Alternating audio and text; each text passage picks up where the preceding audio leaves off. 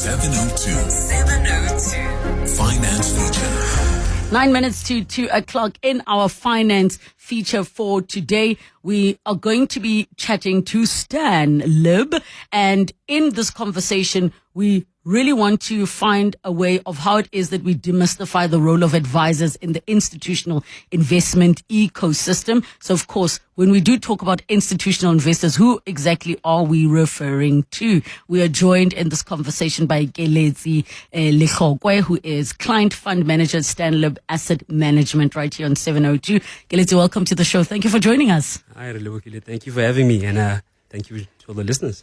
So when we talk institutional investors, who exactly are we referring to, and who are the typical clients that institutional investors act on behalf of? Yeah, it's a great question. I think when you think about institutional investing, you normally think about massive screens in a bank, traders doing massive things, but it's actually not too different from what you and I do from a retail perspective. I was talking to a friend, and she doesn't work in this space, and she actually gave me the perfect analogy to use to describe it. You go out to a restaurant for some fine dining, you go in, you order a plate. On the plate is exactly what you want, some sushi, some steak.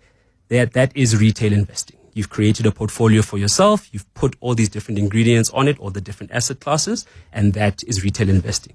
Institutional investing is very similar, except on a larger scale.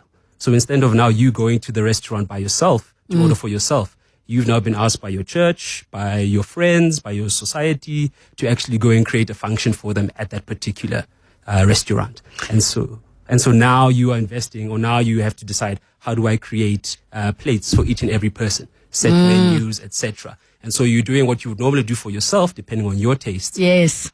But for a broader audience. And that's institutional investing. So then, if we're going to assume institutional investors rarely act in isolation, I'm going to assume that who do they typically work with to design and implement investment strategies? So maybe you can also keep using the restaurant analogy to explain this. No, lovely. I think the types of institutional investors you normally get would be your retirement funds, insurance companies, universities, foundations, all of these large institutions. And usually what you find for these types of individuals is that they're not always, or the people in charge aren't always finance people. There are individuals such as you and I who, if I were to use, for example, a complex, a body corporate, individuals who've actually put up their hand and said that we'd like to go on to we'd like to volunteer our time and actually look after these specific people on our behalf. So if we use a retirement fund, for example, it's people who work in that business who've now been asked to go and do that work for them to create these menus for all of the underlying individuals. So who helps them? In the same way that you, for example, aren't a host necessarily, you would get an event planner, for example. Yes. And that event planner in the institutional space is normally what we call an investment consultant.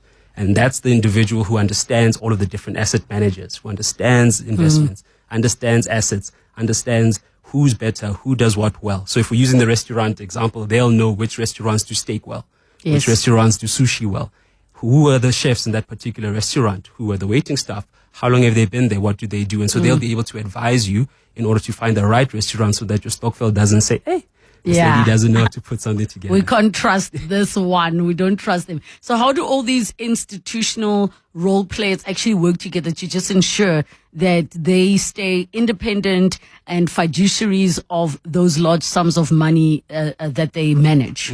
So the institutional investor, and once again, if we continue with the example, yourself as the host of the event, has an event planner. The event planner obviously knows now where to go. Within that particular restaurant as well, you have in the background, you have what we call the chefs. So portfolio managers at the asset management space. And each of those portfolio managers are able to build these meals that are relevant to exactly what you're looking for. So it's not just necessarily them, but you also have individuals such as myself who are client fund managers. We in essence act as the waiters, conduits between yourself as the diner, as well as the chef in the background, making sure that there's consistent communication. You understand what the specials are today on offer. You understand if we find a hair in your food, you're able to give it to me, I'm able to sort it out. Consequently, on the background with the asset manager or the chef, I'm able to give him feedback. There's too much butter today. Oh, that creme brulee was fantastic, etc., etc. And so we act as that conduit. So this whole ecosystem is really what allows institutional investors to be able to partake in this ecosystem, but it's not finished just yet. So there's one last part, and that part is what we would normally call, let's say, the kitchen inspector. And that is the regulator in this space. Yes. So the regulator who in our instance is the Financial Services Conduct Authority, or the FSCA, comes in to make sure that that restaurant is certified, that the chef now who's come in and said all this stuff is actually running a clean kitchen, that there's fire hydrants on each place. And so you understand that this particular institution that you're going to invest on your behalf to create this food is right. And so they do that in a number of different ways. So we are inundated with a lot of information at the moment via social media, via traditional media, conversations with friends. Is it getting harder to actually guide institutional clients to follow a certain line of advice? So in our conversations with institutional advisors, as you say, there's so much more information coming up on a day-to-day basis. What we find, though, is that it isn't necessarily getting harder because the amount of information is allowing people to actually empower themselves and to learn and to grow. And so what you find for the most part is that a lot of the questions that are coming up are very much applicable to the work that they're doing. We spoke about this kitchen inspector and what they require from people who are part of the space. Yourself as the host of the dinner is that you need to have CPD points, continuous professional development points, which force you on an annual basis to actually understand and learn about the environment that you're working on. And so when you come to Keletsi and you ask me about a specific asset class, yes, or you ask me about a specific event that's happened in markets, you're coming from a well-informed place as well. And so what we actually find is that it becomes beneficial to a lot of our individuals, a lot of our clients, especially in the institutional space, this sort of spectrum of information that's available.